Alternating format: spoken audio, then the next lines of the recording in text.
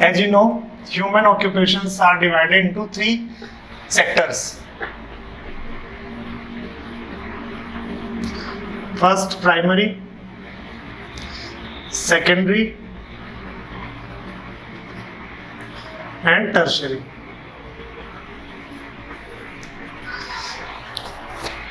Primary में agriculture and allied activities,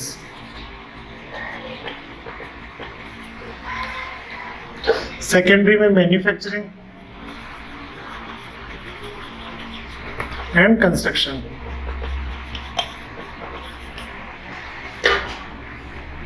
tertiary में services like education, health, transport, communication etcetera.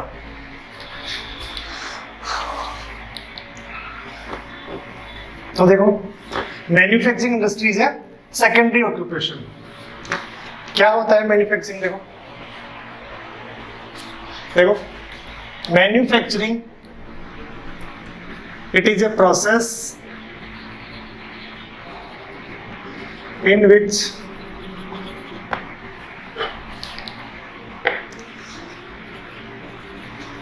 raw material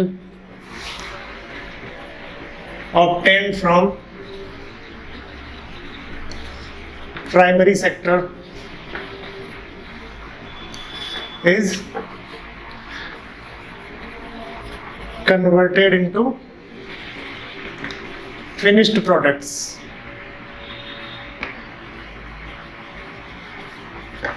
यानी एक ऐसी प्रोसेस है जिनमें प्राइमरी सेक्टर से जो रॉ मटेरियल ऑब्टेन होता है उसको किस में चेंज किया जाता है? फिनिश्ड प्रोडक्ट्स में. अगर इसकी डिफाइन को और ज्यादा साइंटिफिक करना चाहे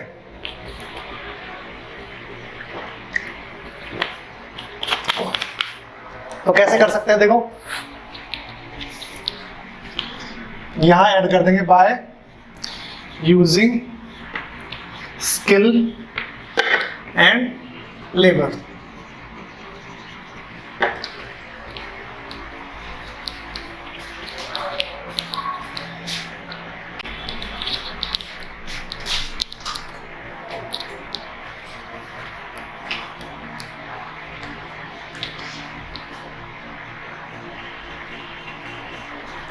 तो देखो एग्जाम्पल अगर हम देखें मैन्युफैक्चरिंग का तो हमें एग्रीकल्चर से वीट मिला.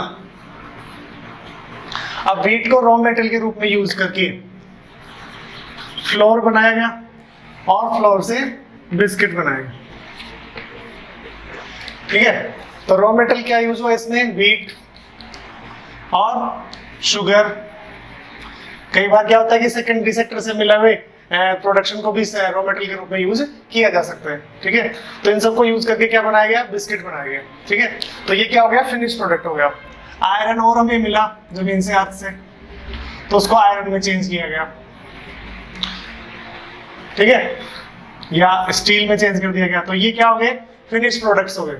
और फिनिश प्रोडक्ट्स अब इनको हम डायरेक्ट किसी काम में कंज्यूम कर सकते हैं. इनको रॉ अपन यूज नहीं कर सकते, आयरन और को रॉ यूज नहीं कर सकते हम, लेकिन आयरन और से हम आयरन एक्सट्रैक्ट करके उसको आयरन की शेप में डाल दिया या स्टील उससे बना लिया, तो हम क्या कर सकते हैं? उसको यूज कर सकते हैं.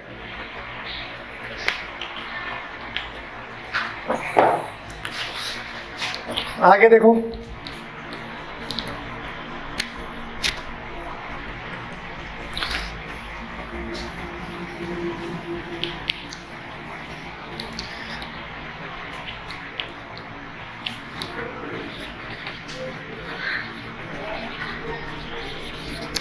Importance of manufacturing.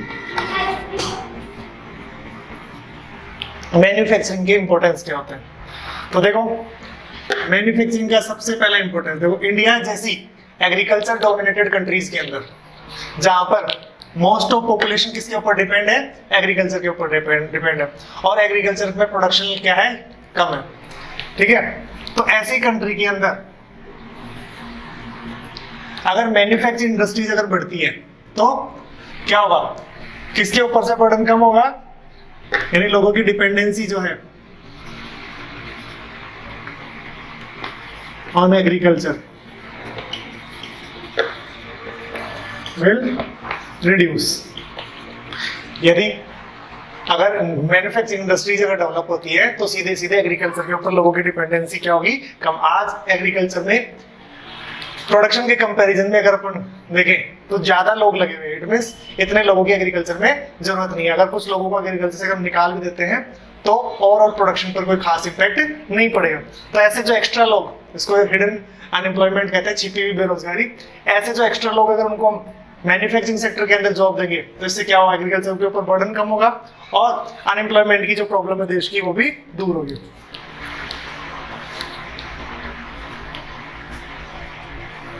ठीक है। तो दूसरा क्या हो गया, रिडक्शन ऑफ अनएम्प्लॉयमेंट। थर्ड देखो,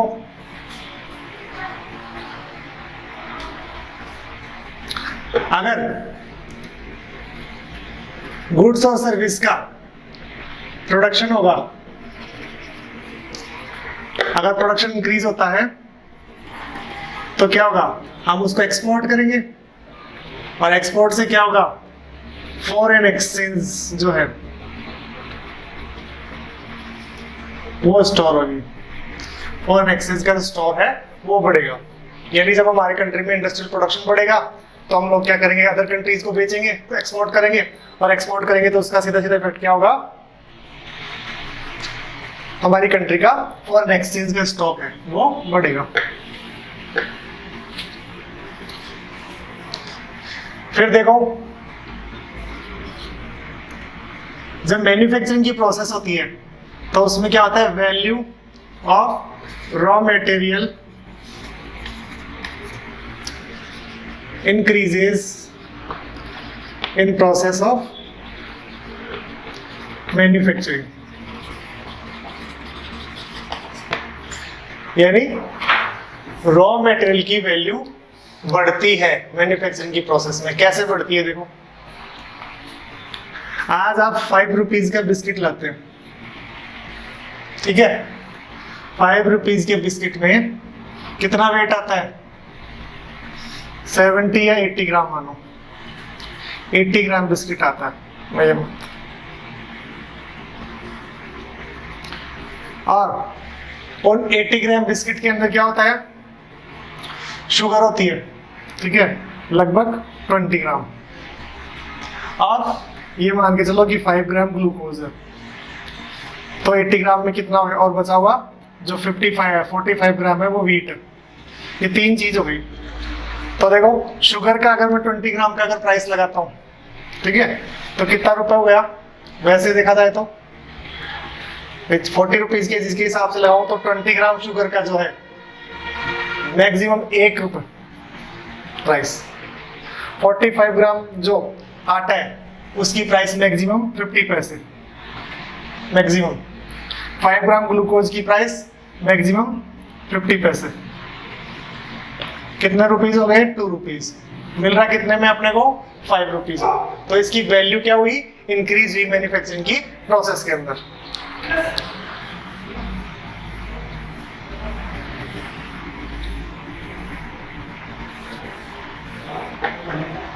देखो,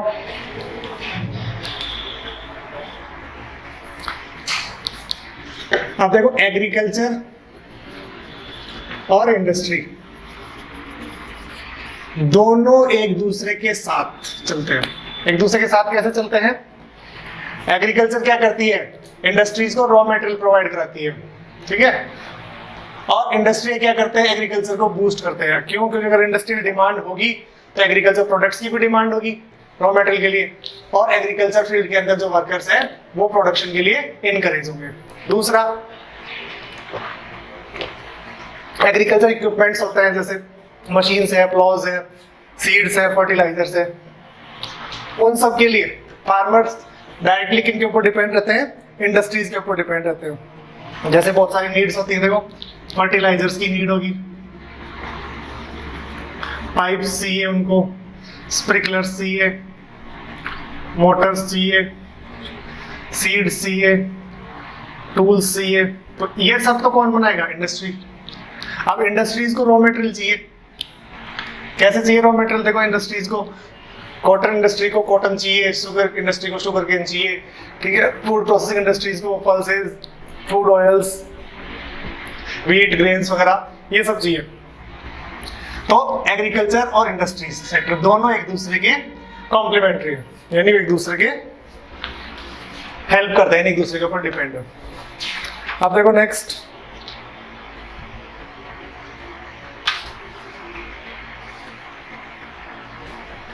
नेक्स्ट अपना पॉइंट है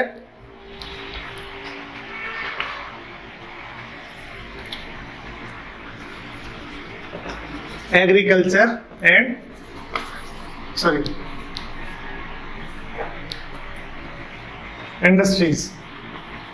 इंडस्ट्रीज एंड ग्लोबलाइजेशन। देखो आज जो ग्लोबलाइजेशन का पीरियड है, इस ग्लोबलाइजेशन के पीरियड में हर कंट्री की इंडस्ट्री आप दूसरी कंट्री की इंडस्ट्रीज के साथ compete कर सकती है। इट मींस आप अपना प्रोडक्ट वर्ल्ड के किसी भी पार्ट में बेच सकते हो, वर्ल्ड के किसी भी कंट्री की कंपनियां अपना प्रोडक्ट वर्ल्ड की किसी भी कंट्री में बेच सकती है। तो वहां कौन टिकेगा? जो क्या होगा, चीप एंड बेस्ट, यानी कहने का मतलब जिसकी प्राइस सबसे कम होगी और क्वालिटी सबसे बेस्ट होगी, वो बिकेगा मार्केट में। ठीक है, जिसकी क्वालिटी अच्छी हो और प्राइस सबसे कम हो, वो चीजें मार्केट में बिकेगी। अब ऐसा क्यों हुआ?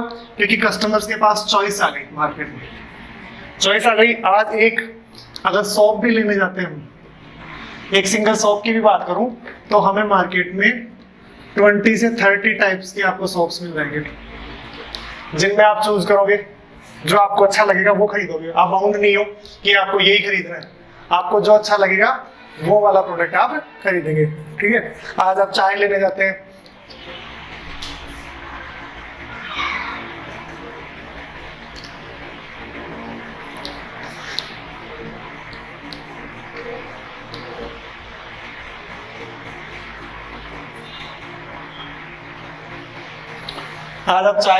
हैं, ठीक है, तो चाय की कई वेराइटीज आपको, कई तरह के ब्रांड्स आपको मार्केट में मिलेंगे।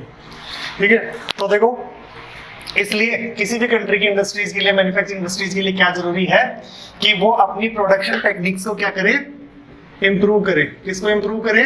प्रोडक्शन टेक्निक्स को। और क्या करे?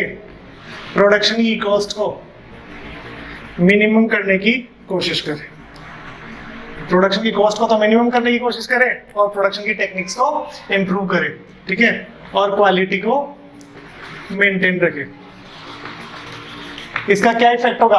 क्वालिटी को मेंटेन रखने का, प्रोडक्शन की टेक्निक को इंप्रूव करने का क्या इफेक्ट होगा? आपका प्रोडक्ट अदर कंट्रीज की या अदर कंपनियां जो हैं उनके प्रोडक्ट्स को कंपटीशन दे पाएगा, उनके सामने टिक पाएगा। अदरवाइज आप अपने प्रोडक्ट को लेकर इंटरनेशनल मार्केट में दूसरे प्रोडक्ट्स के साथ में compete नहीं कर पाओगे। आप देखो नेक्स्ट पॉइंट है अपना contribution of industry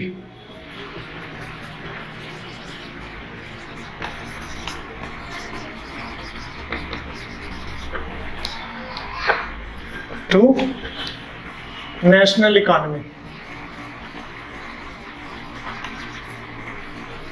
national economy में इंडस्ट्रीज का क्या कंट्रीब्यूशन है?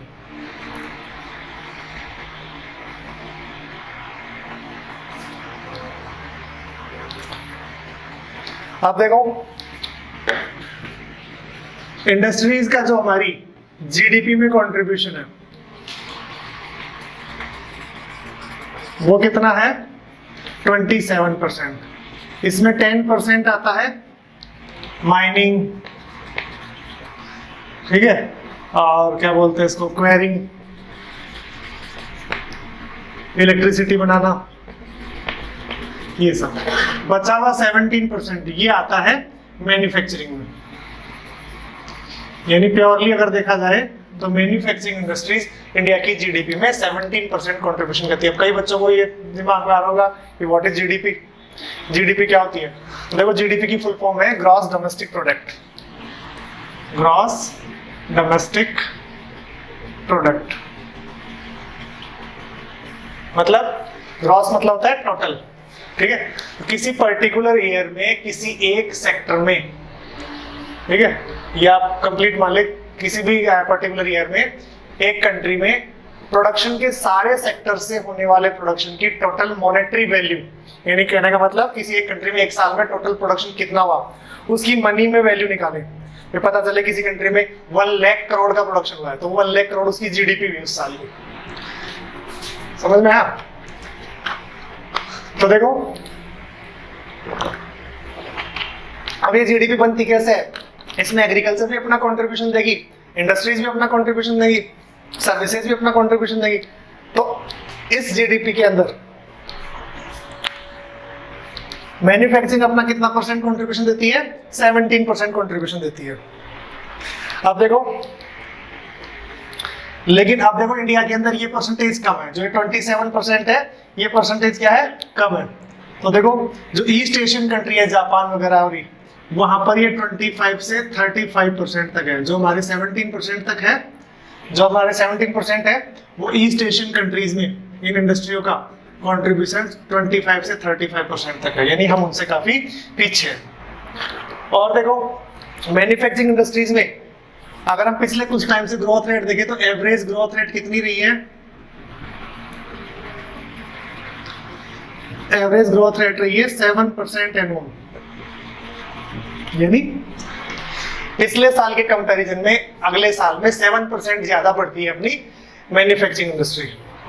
और देखो जबकि हमारी डिजायर्ड रेट कितनी है? 12%। हम चाहते हैं, हमारी गवर्नमेंट चाहती है या फिर सभी लोगों के अच्छे के लिए, हमारी कंट्री के डेवलपमेंट के लिए एस्टिमेट लगाया कि 12% एनुअल क्या होना चाहिए, ग्रोथ रेट होनी चाहिए इंडस्ट्रीज की, लेकिन वो कितने परसेंट है? 7% ही है। अब देखो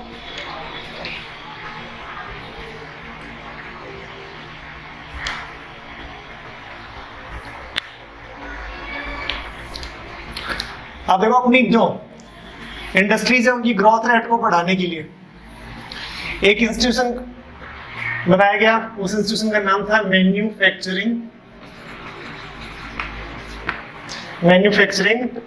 कॉम्पिटिटिवनेस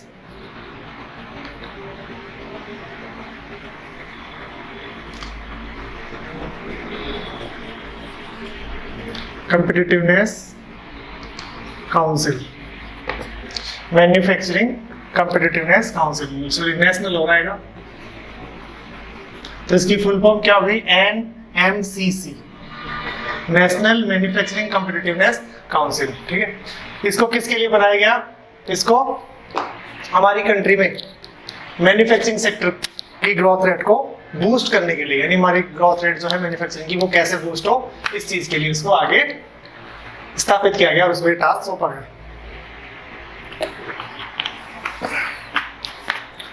अब देखो नेक्स्ट इंडस्ट्रियल लोकेशन, यानी एक इंडस्ट्री कहाँ लगनी चाहिए, उसके लिए क्या क्या आइडल कंडीशंस होगी, उसके बारे में हम पढ़ेंगे नेक्स्ट क्लास में।